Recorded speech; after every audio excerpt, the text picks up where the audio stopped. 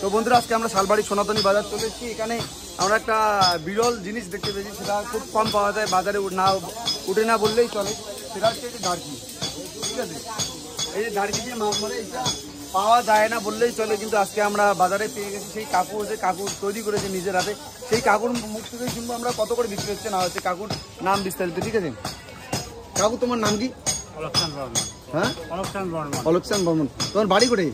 বাড়ি ফুলবাড়ি। ফুলবাড়ি না? এই ঢাড়কিটার দাম কত? টাকিটার দাম 1200। এই যে বন্ধুরা দেখতে পাচ্ছেন, ঢাড়কিটার দাম 1200 টাকা করে বিক্রি হচ্ছে। হ্যাঁ, এইটা বানাইতে কতটা বাজ লাগে, কয়টা বাজ লাগছে?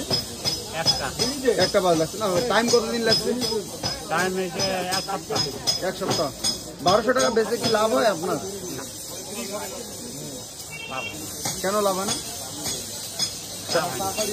1 সপ্তাহ লাগলে 300 টাকা করে যদি হাজিরা হয়, তাও তো মনে করেন ম্যাক্সিমাম 2100 টাকা হয়। সেখানে 1200 টাকা বিক্রি করে আপনারা লাভ কিভাবে করবেন? এটাই তো হচ্ছে কথা।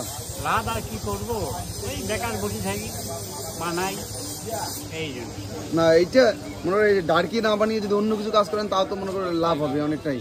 তো ঢাড়কি পটটা কেন বেছে নিলেন? এটা কি এটা নিলাম, বেকার বসে থাকি আর সময় সময় বানাই।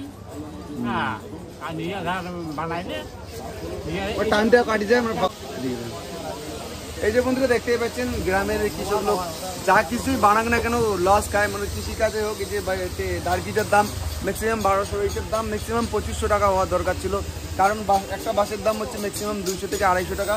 এবং কাকু 1 সপ্তাহ ধরে এই ঢাড়কিটা বানিয়েছে, অনেক টাইম লেগেছে। ঠিক আছে, একদিন যদি ম্যাক্সিমাম একজনের হাজিরা করে 300 টাকা, 7 দিন কাজ করলে ম্যাক্সিমাম 2100 টাকা, কিন্তু এই চেপাই ঢাড়কিটা বিক্রি হচ্ছে 1200 টাকা। এইটা হচ্ছে লস।